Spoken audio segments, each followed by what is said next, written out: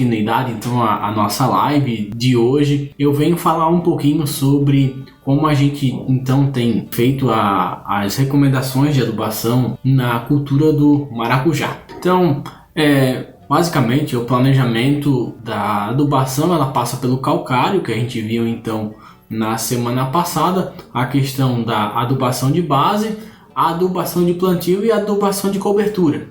Então, que a gente vinha dividindo aí, até a gente tem que rever algumas coisas depois dos avanços que a gente teve, principalmente na questão de produção de mudas, mas a gente ainda divide a adubação de cobertura principalmente antes da floração e pós a floração. Então, essa é a adubação de pré-plantio. O Petri já mostrou essa tabela na apresentação dele. Então é uma operação realizada aí de 60, 90 dias antes do plantio. Aqui na nossa região, na região sul de Santa Catarina, basicamente a gente tem feito essas adubações com cama de aviário principalmente, né? Então a gente satisfaz a demanda de fósforo e potássio em pré-plantio geralmente com aviário. Quando um desses dois é limitantes, a gente então calibra pelo menor valor, seja de fósforo e potássio, e depois complementa com um ou outro, né? Sempre o que for mais limitante. Uma coisa também que a gente fala quando vai fazer a nossa recomendação de adubação é a questão das plantas de cobertura, e a gente tem que tratá-las muito bem para que elas nos deem bastante massa verde, massa seca, para fazer a cobertura do nosso solo e fixar carbono ao sistema, como a gente viu aí em outras lives que a gente fez sobre plantas de cobertura. Então a gente às vezes deixa um pouco do aviário de pré-plantio para fazer uma cobertura na aveia, ou então faz toda a adubação de pré-plantio, né, com a dose aí recomendada através da interpretação da análise de solo, e talvez aí usa aí, né, algum fertilizante, seja uma ureia cloretada, para fazer uma cobertura na aveia para que ela nos dê massa, certo? Aí pensando na questão de sistema. Então na adubação de plantio, basicamente o nutriente que a gente tem que pôr mais perto das raízes, ali no berço de plantio, é o fósforo, porque é um nutriente pouco móvel ou imóvel no solo, né? Então geralmente aqui o pessoal gosta bastante de utilizar também o aviário no plantio. Então a gente calibra então o valor do fósforo, dependendo aí da interpretação de análise de solo, e faz ali uma adubação de plantio também. Então vem as adubações de cobertura, né? O que a gente tem que tomar cuidado nessas adubações de cobertura? Porque quando é utilizado o aviário ele não tem um nutriente sozinho, como é a ureia, fonte de nitrogênio, o cloreto de potássio, fonte de potássio. A cama de aviário, eu vou fazer uma adubação de fósforo com o aviário. Querendo ou não, quando você calibra para adubar o fósforo, vem outros nutrientes e micronutrientes junto. Então quando a gente vai fazer a interpretação para poder fazer as adubações de cobertura, a gente tem sim que considerar todo o aviário colocado lá no pré-plantio e no plantio, e aí de acordo com a eficiência e tal, a gente então faz os descontos aí pertinentes, para daí sim a gente estimar a dose final de adubos e até mesmo o aviário em cobertura, né? Talvez não seria o ideal ter um aviário em cobertura porque ele tem fósforo e tal, talvez, mas como a gente vem falando em outras oportunidades, às vezes a gente tem que lutar com as armas que a gente tem, né? Então a gente sempre tenta chegar o mais próximo do recomendado, do que seria o ideal, mas também a gente tem que levar em conta aquilo que o agricultor tem na sua propriedade, né, o que ele tem de recurso para fazer as adubações.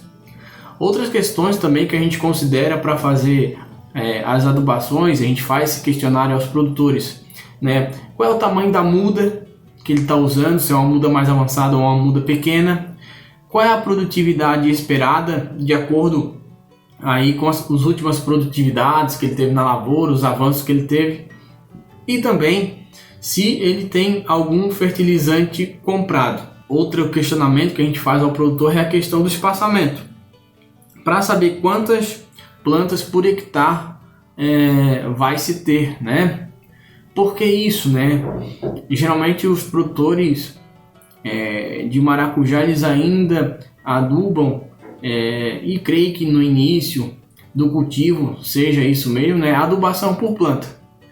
E a gente sempre tenta aí orientá-los para que o uso desse insumo seja o mais eficiente possível. Então a gente observa essa tabela, que é uma tabela após as operações de pré-plantio e plantio. Então essas são as quantidades estimadas aí de acordo com a análise de solo, né, das coberturas de nitrogênio e potássio, né? Os valores que estão nessa tabela correspondem a uma expectativa de produtividade de 24 toneladas por hectare, mas já estamos alcançando produtividades maiores, né? Então, para cada tonelada que você produz na sua propriedade, a gente então orienta que se aumente em 4% a quantidade dos fertilizantes que você vai utilizar. Então, para exemplificar um pouquinho para vocês como é que a gente vem trabalhando, a gente monta um cenário, né? Então, o cenário é considerando a utilização de mudas avançadas, uma produtividade esperada de 40 toneladas por hectare e uma densidade de plantas aí de 1.666 plantas por hectare, que vai dar mais ou menos um espaçamento entre linhas de 3 metros e entre plantas de 2 metros. Então, de acordo com as aplicações realizadas de pré-plantio e plantio, a gente então estima as quantidades de fertilizantes em cobertura, né? Um exemplo, né? Então, de acordo com os cálculos, a gente chegou aí a uma quantidade de nitrogênio de 280 kg por hectare e de potássio de 84 kg por hectare. Então, provavelmente é um solo que já está com os níveis muito alto de potássio. Então, considerando as aplicações de pré-plantio e plantio, então ficou em uma quantidade de potássio a ser aplicado de 84 kg, né? E a gente sempre estimula o produtor a trabalhar com misturas. Aí eu faço uma, né, que é com ureia e ureia cloretada, né? Vendo sempre a questão da questão econômica, né? Poderiam ser vistos outros aspectos, claro que podem ser vistos, né? Mas nessa situação, como se tratava de uma propriedade que ia trabalhar com aviário e tal, a gente optou por utilizar esses fertilizantes que o custo deles por quilo geralmente é mais baixo, comparado principalmente à questão do sulfato de amônio, que é um bom fertilizante a ser usado, só que é uma formulação um pouquinho mais baixa, 2100, ou o próprio nitrato de cálcio, aí uma formulação 12012 ou 9024, né? Então são adubos um pouco mais caros. Mas a questão da mistura, ela sempre vem bem a calhar, né? Outra coisa que a gente vem trabalhando com os produtores é pedir para eles analisar o crescimento das plantas de acordo com o crescimento e fazer as adubações, e que essas adubações elas sejam progressivas, que elas não sejam doses iguais do início ao fim. Então, imaginar uma planta pequena, ela vai comer menos, uma planta média vai comer mais e assim por diante. Então, quanto mais ela vai crescendo, maior a quantidade de tecidos que ela vai ter. Então, a gente vai aumentando também a questão dos fertilizantes que a gente vai aplicando. Esse daí é um exemplo então que a gente faz. A gente sempre tem uma conversa com o produtor quando a gente faz a recomendação, mas a gente faz essa tabela aí pensando em aplicações quinzenais, né? E mais ou menos ali até o final de novembro, começo de janeiro, para as nossas condições aqui do sul de Santa Catarina. É claro, essa tabela não deve ser levada ao pé da letra. Isso é baseado numa recomendação para determinado produtor que chegamos então a essa quantidade de fertilizante a ser aplicado até fim de novembro, começo de janeiro, começo de dezembro, quando então o maracujá inicia de fato a sua produção, né? A gente tinha uma regra, né, principalmente baseada nas mudas que a gente tinha há 2, 3 anos atrás, que eram mudas menores, que 30% do total da adubação de cobertura viria antes da floração, né, e 70% viria depois. Mas com o avanço aí da produção de mudas e a produção de mudas avançada, a gente já tem que começar a balancear isso, e talvez a proporção 30-70 já não seja mais adequada, quem sabe um 40-60, 45-55. Então cada caso é um caso, e é por isso que então a gente chama a atenção da necessidade, né, da importância de fazer uma boa entrevista com um produtor para poder se fazer aí uma boa recomendação de adubação. Então a gente fez uma adubação até ali final de novembro, começo de dezembro. Então a gente já parte para uma adubação um pouco, vamos chamar assim, um pouco mais pesada, mas que vai uma quantidade considerável de fertilizantes, né? E a gente aí basear também no material, por isso que o Sandoval está aqui conosco para fazer o debate, né? Mas é um manual ainda que eu uso, é um material elaborado por ele, né? Com base aí no que o Petri apresentou das proporções de fertilizantes de acordo com os meses, né, de produção do maracujá. Então, nitrogênio então, também é um exemplo, né, considerando então que foi aplicado desde lá do pré-plantio até ao começo da adubação de produção. Então, nos restaram 170 kg por hectare de nitrogênio a ser aplicado dali para frente, né, e 53 kg de K2O, né. E ali vocês podem ver na tela as proporções de acordo com os meses do ano de cada nutriente a ser aplicado. Então o nitrogênio começa em dezembro com 10, depois vai para 30 em janeiro, 30 em fevereiro, 30 em março, e o potássio começa com 23 em dezembro, janeiro e assim por diante, né? Então é mais ou menos ali as proporções, conciliando também com aquela curva que o Petri mostrou para vocês, considerando a marcha de absorção de nutrientes pelo maracujá, né? De acordo então aí com a carga de frutos que ele vai tendo, a questão do desenvolvimento dos seus tecidos, para então poder dar boa frutificação e ter frutos aí de boa qualidade, com bom peso, para então ser comercializado. O Diego, qual o melhor fertilizante, né? Isso não é que não existe, existem bons fertilizantes no mercado, e vale aqui ressaltar, né, que isso daqui são exemplos. Então o que é importante, a gente vem conversando ao longo do tempo, que faça boas análises de solo. Boas análises de solo resultam em boas interpretações e boas recomendações, né? Geralmente eu tenho trabalhado em misturas de adubo, nitrato de cálcio e ureia, que vem dando bons resultados, né? Mas é o que eu sempre venho falado nas minhas recomendações de adubação, né?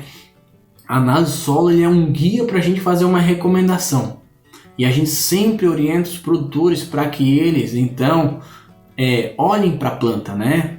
Vejam sinais de plantas. É uma coisa que a gente vem sempre falando, é um ótimo balizador o sinal de planta, né? Verificar se os brotos, né, a parte mais apical, a parte mais de cima do ramo está com verde mais claro, e as folhas mais velhas vão ficando com verde mais intenso. Se ela está dentro disso, é porque a gente está fazendo um bom manejo da nossa adubação. Se a gente tiver brotos com verde muito escuro, é um sinal que a gente deve segurar um pouco a nossa adubação, principalmente a nitrogenada, né? Porque a planta então fica mais suscetível a pragas e doenças.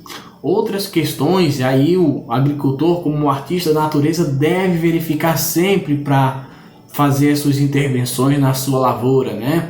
Vai chover, vai dar sol, tá nublado. Então no tomate isso já é muito bem determinado, né? Quando está nublado, reduzir a dose pela metade, e tantos outros cenários aí que são considerados para a gente fazer então adubações na cultura do tomate. E no maracujá também a gente vem procurado avançar nisso, e provavelmente a gente vai avançar bastante nisso, né? Que é aí desenvolvendo a curva de absorção de nutrientes pelo maracujá, né? Para então a gente poder fazer as inferências considerando o clima. Então vocês podem ver, né? Boas adubações resultam em cargas aí magníficas de frutos, né? Frutos bonitos com beleza, né? E isso é o que importa, né? E outra coisa que a gente chama atenção, a gente sempre fala muito no econômico, mas o bom uso dos fertilizantes, né, resulta diretamente em menores danos para o ambiente, seja pela contaminação do lençol freático, seja pela boa condução e a promoção de saúde em plantas quando a gente usa os fertilizantes de forma mais racional possível. Porque quando a gente faz isso, a gente diminui, né, a condição de estresse para plantas, não deixa ela tão suscetível ao ataque de pragas e doenças, onde quando isso acontece e se inicia então os danos econômicos à cultura, a gente tem que fazer uma intervenção aí com algum inseticida ou fungicida, né? Também aí aumentando o custo de produção e lançando aí alguns princípios ativos no ambiente em que muito poderia se ter evitado se o manejo da adubação fosse bem realizado. Então espero que vocês tenham aproveitado aí a apresentação, espero que tenha contribuído para vocês pensarem sobre o manejo de vocês, e agora a gente volta ao vivo então para a gente tirar algumas dúvidas que podem ter ficado em relação à apresentação.